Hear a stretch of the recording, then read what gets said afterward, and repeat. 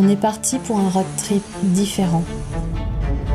Pour rencontrer ceux qui cultivent la terre. Elle est belle, donc ça c'est une reine qui va être opérationnelle. Élève, transforme, valorise, mais surtout transmettent leur passion. Bonjour et bienvenue dans cette nouvelle vidéo. Nous, c'est les Manala. Cette vidéo est sponsorisée par France Passion. Alors France Passion, qu'est-ce que c'est? C'est une solution alternative de dormir chez les producteurs locaux avec son véhicule aménagé. Et justement, en producteur local, on est où en ce moment?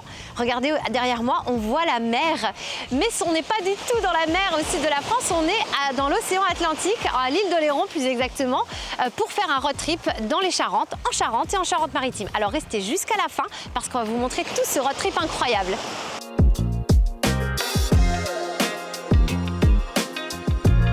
On est en ce moment même au bord de la Charente, à Cognac, d'où le nom du spiritueux, vous savez, le vin qui s'appelle le cognac. Alors nous, on n'est pas ici que pour découvrir le fameux cognac. On a découvert qu'ici, on pouvait notamment louer des bateaux, on pouvait se promener le long de la Charente. Voilà, donc on est ici, on vous montre tout ça.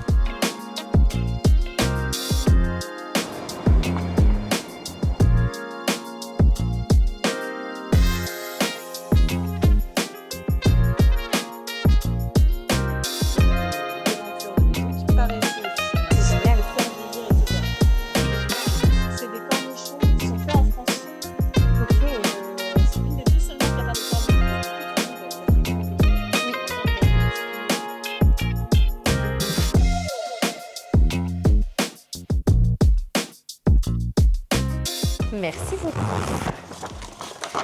Et du coup, il y a l'adresse mail dessus pour... Ouais, comme... Non, c'est ça. Hein. Bah, en tout cas, c'est le panneau. Hein.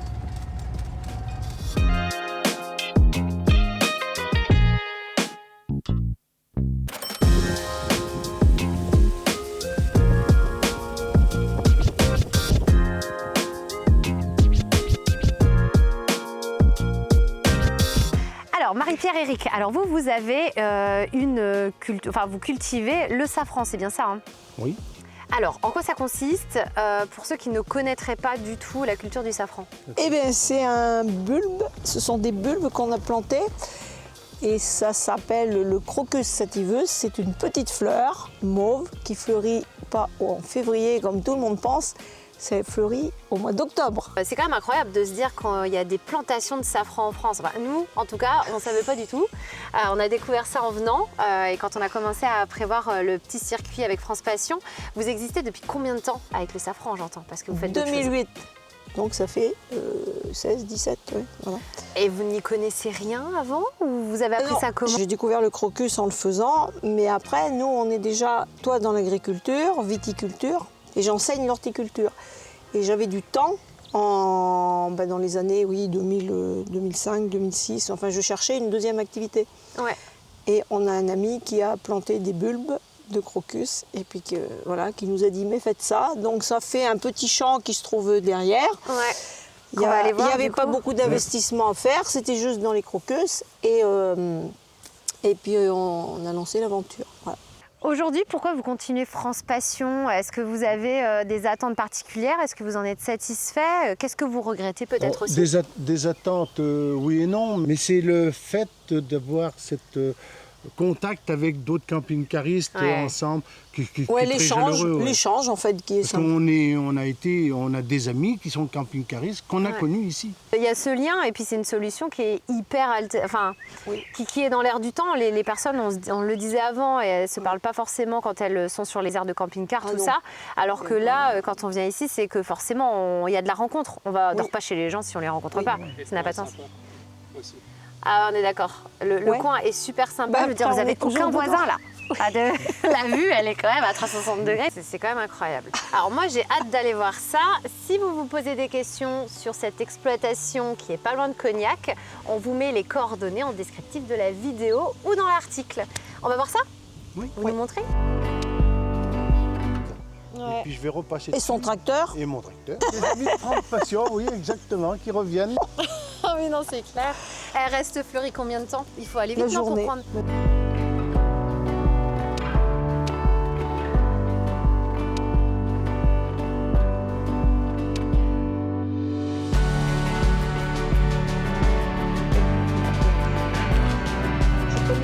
Quand les pétales sont séchés, ils récupèrent ce qu'il y a.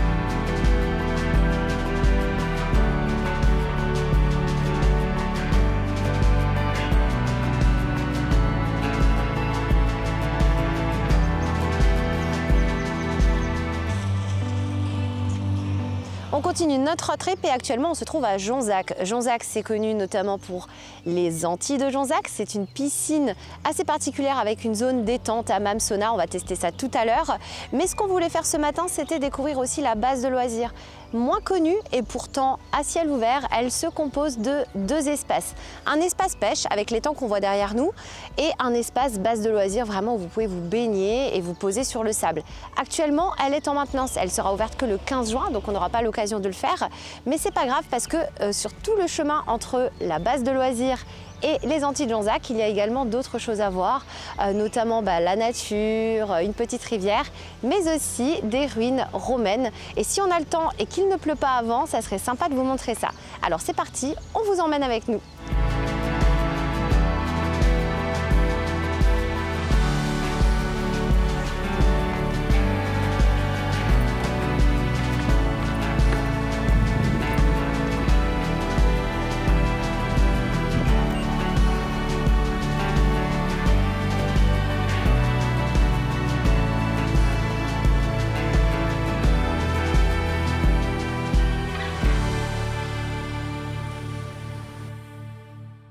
Ça y est, on vient de sortir des Antilles de Jonzac, comme ça fait du bien de se détendre dans l'espace détente avec jacuzzi, hammam, rivière sauvage et spa. Là, on reprend la route, c'est le moment d'aller découvrir notre prochaine étape France Passion.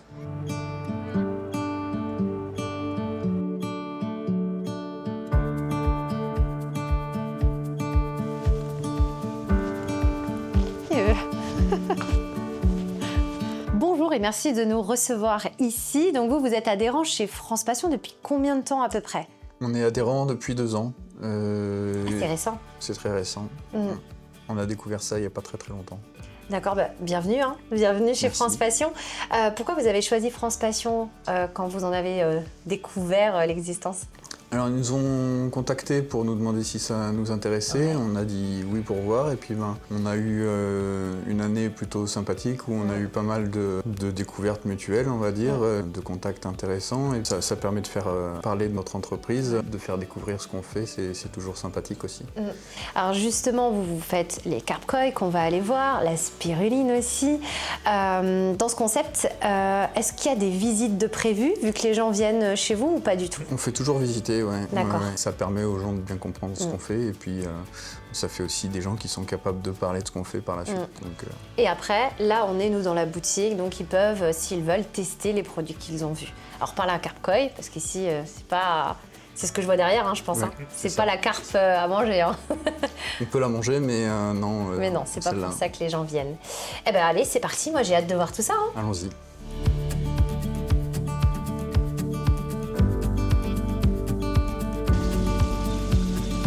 Tout va bien, une carpe, ça vit 80 ans sans problème, et ça peut même dépasser les 100, 150 ans.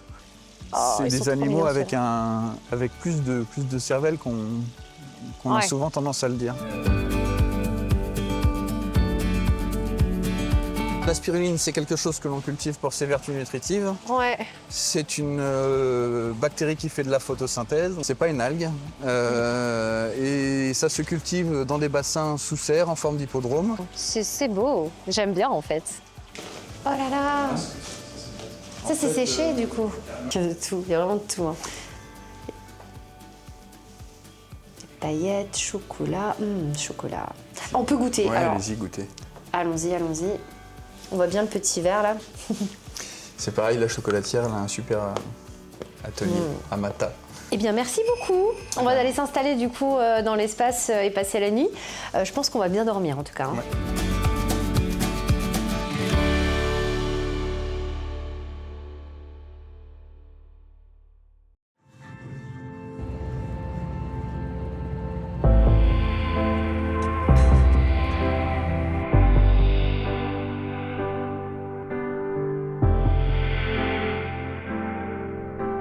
On on est arrivé sur l'île d'Oléron, nouvelle étape de ce road trip en Charente-Maritime et Charente. C'est juste magnifique.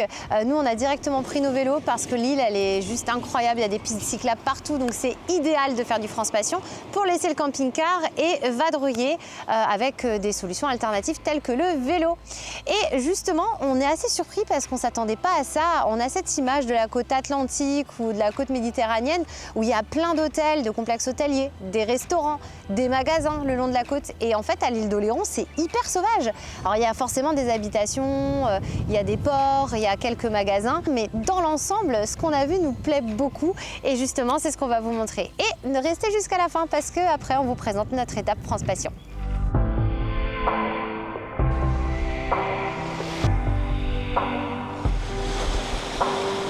Là-bas, ce que vous voyez, c'est Fort Boyard. Ouais, on voit pas grand-chose, hein, c'est un peu loin.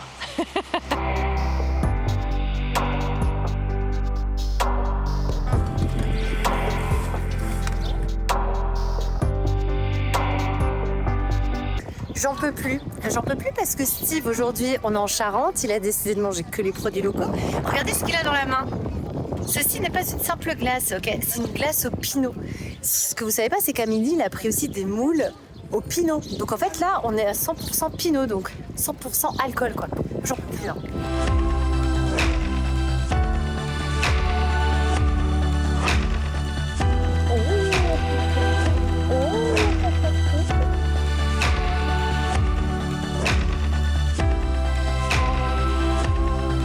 Bonjour Stéphanie. Bonjour. Alors nous on est chez le vignoble Maxime Pinard. Tout à fait. Vous accueillez des camping-caristes depuis longtemps, j'ai cru comprendre. Oui, tout à fait. On est arrivé, donc on s'est installé. Tout à fait. On a vu qu'il y a plein de camping-caristes déjà qui étaient là avant nous. Oui. Parce que le lieu est assez surprenant sur l'île d'Oléron. Oui. Il y a des interdictions de stationner. Vous avez, du moins le vignoble Maxime Pinard a décidé de mettre à disposition un espace. Et qu'est-ce que ça peut vous apporter Nous, c'est un échange qu'on a avec les camping-caristes. On leur propose de s'installer quand ils veulent. C'est plutôt des séjours de courte période. On leur offre ce service-là. Et en contrepartie, il n'y a rien d'obligatoire, mais ils font le tour de la boutique et ils viennent déguster nos produits. Et justement, en termes de produits, vous produisez quoi ? Alors, nous, on est viticulteurs et récoltants de vin. On produit du vin blanc, du vin rosé et du vin rouge. On fait du pinot des Charentes. Le fameux. Et ensuite, on fait aussi du cognac. Alors, vous produisez tout sur l'île d'Oléron ? Tout à fait, ici. C'est incroyable, ici même. Oui. Et d'ailleurs, ici même, c'est hyper bien desservi en piste cyclable, on a vu. Oui, tout à fait. Ouais, c'est assez sympa. Donc, je pense que c'est aussi cette zone assez stratégique pour visiter l'île. Ils sont à 10 minutes à pied du centre de La Bray-les-Bains. Ce qui fait que pour les camping-cars qui n'ont pas de vélo, parce que tout le monde ne peut pas faire de vélo, et ils peuvent aller à pied au marché ou au centre de La Bray ou sur la plage. Et j'ai cru comprendre aussi qu'il était possible de faire des dégustations. Tout à fait. On fait découvrir nos produits à nos clients. Et l'été, on organise aussi des visites. Ah, des visites de la distillerie quand vous dites sur inscription. D'accord. En saison, on va dire, en saison haute. Donc juillet-août. Oui. Merci beaucoup Stéphanie. Ouais, je pense qu'il est temps d'aller goûter tout ça. Oui, tout à fait, avec plaisir.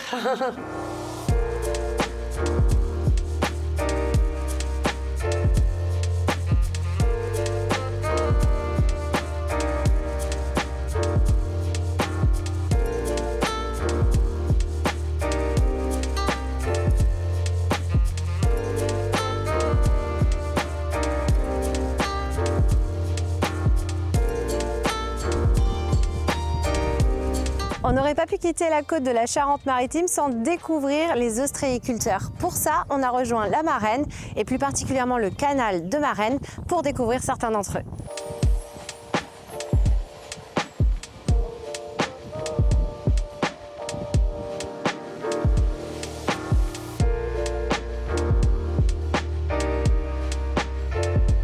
Le long du du canal, il y a plein de petits restaurants, des petites guinguettes pour goûter les huîtres et rencontrer les ostréiculteurs. Alors c'est la basse saison, donc ils sont pas tous disponibles. On en a trouvé un sympa qui s'appelle le restaurant La Cayenne et qui propose les huîtres depuis 1400 quelque chose. Il y a un grand panneau à l'entrée. Elles sont là depuis assez longtemps et elles sont plutôt pas mal. On peut choisir du coup un plateau, une douzaine à partager à deux.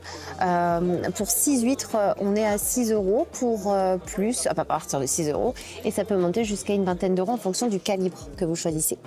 Voilà, nous on est partis pour déguster. Du coup, je la mange avant toi. Ça y est, on a terminé la dégustation d'huîtres. Alors c'était délicieux, on n'a pas laissé une seule trace. Il est à présent temps de reprendre la route pour la direction de Saintes.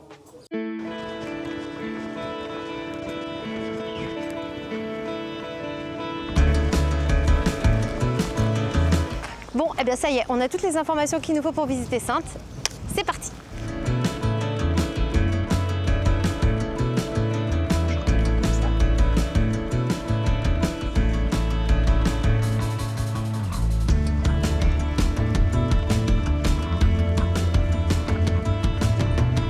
Alors, une gaufre au Nutella à emporter. Il y a les petits trains.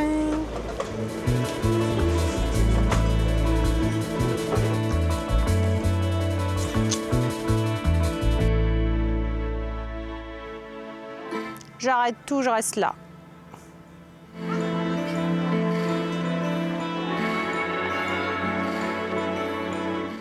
On continue les visites de Saintes avec l'amphithéâtre de Saintes, ou plutôt dirais-je l'amphithéâtre de Mediolanum, puisque avant, cette ville était appelée Mediolanum. Elle était directement reliée à Lyon par une route romaine. Alors bien sûr, il ne reste plus rien de ces vestiges. Tout a été détruit avec les siècles passés. Par contre, effectivement, la ville de Saintes tient particulièrement à restaurer les vestiges qui restent, dont cet amphithéâtre qui est assez incroyable. Il est dit mixte d'ailleurs, puisque vous pouvez voir la moitié des gradins se trouve sur flanc de falaise, alors que l'autre partie avait été de base, maintenant on ne le voit plus trop, mais érigée dans la roche. Et on se retrouve à nouveau au bord de la Charente. Ça, c'est quelque chose qu'on adore en Charente et Charente-Maritime. Quoi qu'il advienne, on se retrouve toujours au bord du fleuve et c'est vraiment très joli, très arboré, très rafraîchissant. Là, aujourd'hui, je peux vous dire qu'on a pris des couleurs, il fait très chaud et pourtant, on se retrouve sous les arbres, presque en pleine nature. Ça fait du bien et on est toujours à Saintes. C'est plutôt agréable. C'est la fin de cette visite de Saintes. Il est temps à présent de reprendre la route pour découvrir notre prochaine étape France Passion.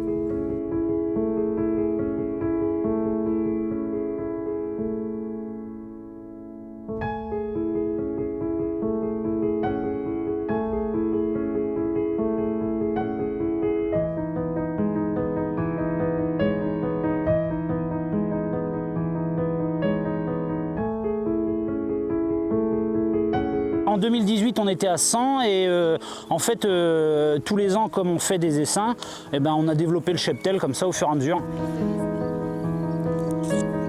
Ça, c'est du miel. Vous voyez, ça, c'est du miel. Très beau. Ça, ici, c'est du couvain. Donc ça, c'est des abeilles à venir. Ah. Ça, c'est des abeilles qui vont on voit un peu la différence. Ça, c'est voilà. plus clair et ça, c'est plus foncé. Là, c'est plus, voilà, ça fait plus mat. Oh, la bleue, c'est quoi? C'est la reine. Oh, regarde, il y a la reine. Mais vous voyez, elle cherche à se cacher sous les autres. Oh, mais même moi, j'aurais même pas pu la retrouver parmi tout cet essaim.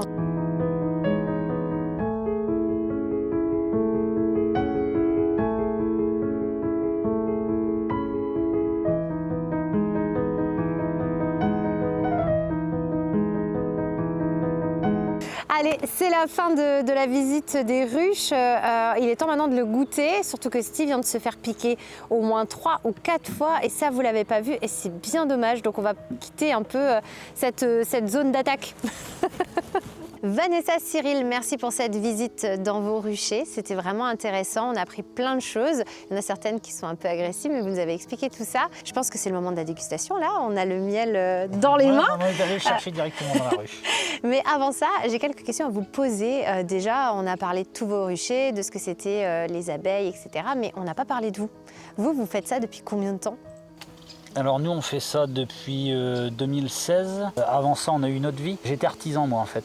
D'accord. Donc j'ai arrêté mon activité et quand j'ai arrêté, j'avais toujours voulu me pencher un petit peu sur les abeilles sans jamais vraiment avoir le temps ni l'occasion. Ouais. Donc quand j'ai arrêté, j'ai commencé à en parler un peu autour de moi et j'ai un copain qui avait des ruches, donc la semaine d'après j'avais une ruche. Et ça s'est lancé quoi. Voilà, ouais, une fois qu'on ça fait a combien de été temps piqué une première fois, 2014. Donc oui, ça fait 11 ans quoi. Ça fait 11 ans même, que ça fait 11 ans qu'on s'occupe un petit peu des abeilles. Et je vous dis, depuis 2016, on s'est installé en tant que professionnel et depuis 2016, on développe le cheptel et on essaye de développer l'activité au total, quoi. Et du coup, France Passion, comment ça vous est venu à l'idée d'accueillir des voyageurs? Alors, en fait, on aime bien le camping, on aime bien ces choses-là. On assure Des voyageurs. Voilà. On aimerait bien être voyageurs, mais bon, le problème, c'est que nous, à la saison, pas le temps. voilà, on voyage dans les rues. Je vois souvent des camping-cars qui s'arrêtent en bordure de route ou qui ont des fois un petit peu de mal à trouver des accueils. Et puis, on avait ce terrain-là qui servait à rien. On a décidé de le nettoyer et puis d'en faire un accueil camping-car. Et quel endroit? Quel accueil? Il faut savoir qu'avant, c'était un roncier rempli de frênes. Hein. C'était pas comme ça. Bravo. Et ça fait combien de temps?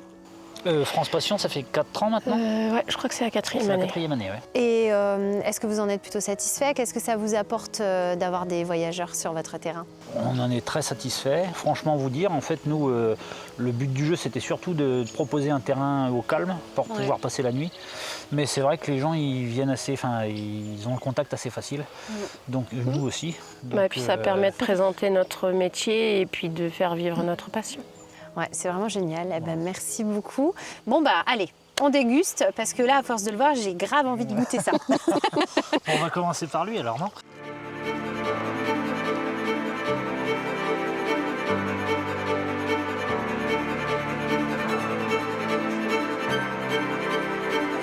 C'est la fin de cette vidéo, on espère que ça vous a plu. Pour rappel, France Passion, c'est une manière alternative de dormir chez les producteurs locaux de toutes les régions de France. Il y a en tout 2200 étapes et pour 33 € seulement à l'année, vous pouvez y accéder du coup à tous ces endroits merveilleux qu'on vous a montrés, notamment en Charente et Charente-Maritime. Si vous avez aimé cette vidéo, comme d'habitude, pensez à la liker, à la partager et surtout à vous abonner pour ne pas manquer la suite. À bientôt!